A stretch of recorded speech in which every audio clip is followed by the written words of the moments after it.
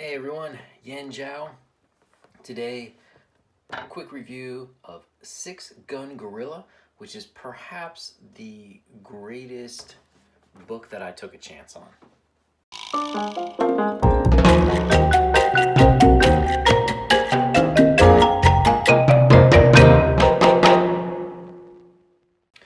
Okay, so this book by Brian, oh my god, Chris Go,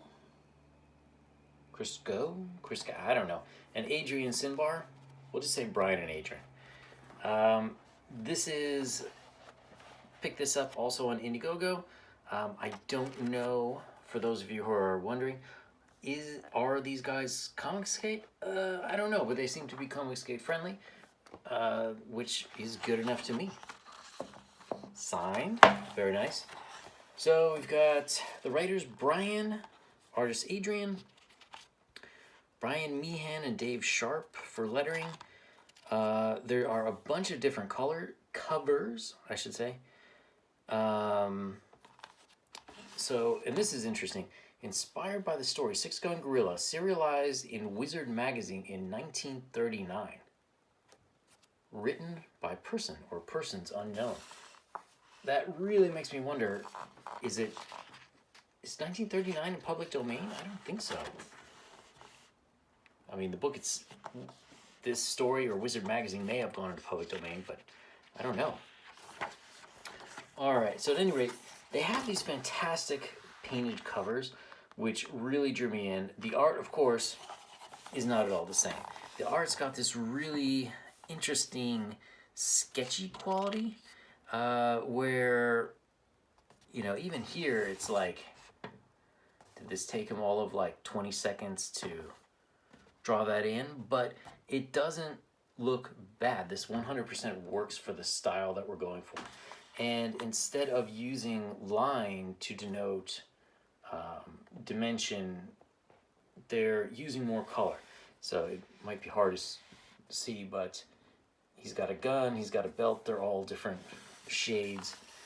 Down here, the ape's foot. Another thing is, when I first opened this, I was like, damn, this art is ugly. This guy is not very attractive at all, but it actually works in the context of this story. Even though clearly the styles are different, this is meant to draw you in. I'm not crying about this. So it starts off, we find out East Congo, 1849. They're out there hunting. They kill a bunch of gorillas, end up taking one. This guy, yeah. You've got the guy there, his daughter's there, takes a liking to the gorilla. He wins the gorilla basically in a card game, which, by the way, I just want to point out, a little bit persnickety. This is clearly an editor's mistake. So we have this guy here. He says he's got a full house, aces high.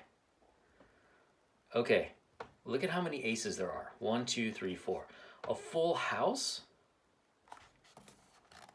is 3 of one kind, so it should be aces high means 3 aces in a pair of something else. And he says, alas, all I have are queens. Lucky for me, there are 4 of the fine ladies.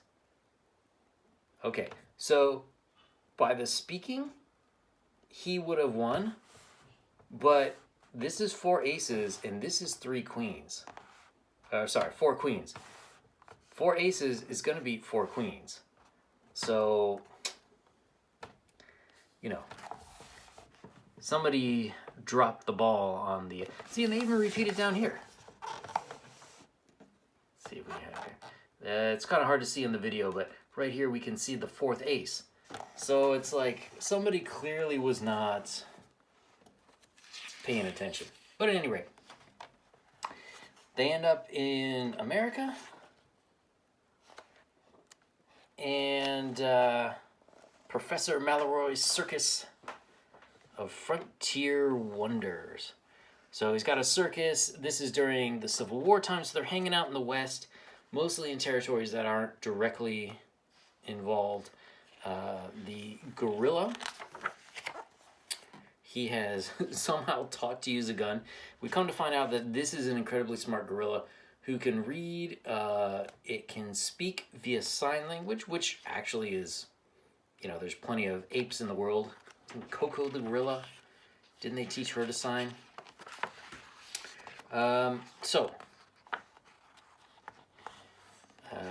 Papa is very religious, and we sort of get the setup, right? Daughter, the monkey. Now, next issue we get into what the heck happened. So we see this gang of incredibly ugly people chasing someone down. This guy hides out in the circus wagons and is taken. And the inciting incident is, during the show, those guys who were looking for that runaway, they kill Professor Mallory. And after that, the monkey decides to go for revenge.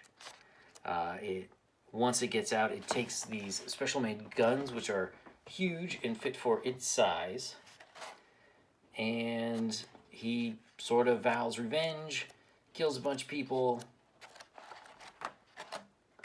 and we'll just kind of leave it off a bit. But I have to say, I was pleasantly surprised. I'm not super into Westerns, but this, I really enjoyed this. Currently, there is another Indiegogo going on for the next book, although the next book is not as large as this. This was, I want to say it was like 100, 120 pages. I can't, nobody puts page numbers anymore.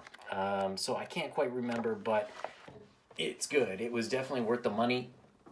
If it comes up again, Volume 1, I highly recommend it. The next issue comes out, I believe it's a 28-page issue for, I think, $15. That, to me, I don't know. I want something this size. Like, this was meaty. This took me, you know, a whole lunch break to get through. Highly recommended. And this just goes to show the creativity and sort of the branching off. Now, this makes me think it was published somewhere else, because it's broken up into what looks like about 22-page issues. Like, see, we can see another cover here, which actually was kind of my idea. But I don't know who would have published this before. I didn't see anything in here. Let's see what it says here. Nope. Table of contents. Hey, that's weird. There's no copyright on here either. You should really put a copyright on your own work. But at any rate, back maybe? In a cool news, Joe R. Landersdale. So, I don't know. But this seems to be quite a compilation of work. I like these collections, taking the traditional way, taking a bunch of single issues, putting them together. If this hasn't been published in floppy form already, I'm sure it could be. Some publisher who could take it, break it up into 22-page issues, and go on. I'm a big fan. I don't think I'm going to buy the floppy, but you should maybe look into it if you like this story. I'm going to wait until we get volume 2 and just get a bunch together. That's just how I prefer to read it. So what do you guys think? Six Gun Gorilla? Onto your to-buy list? Let me know in the comments. If you like this video, give it a thumbs up. Subscribe to the channel. We'll have more comics review coming as soon as possible.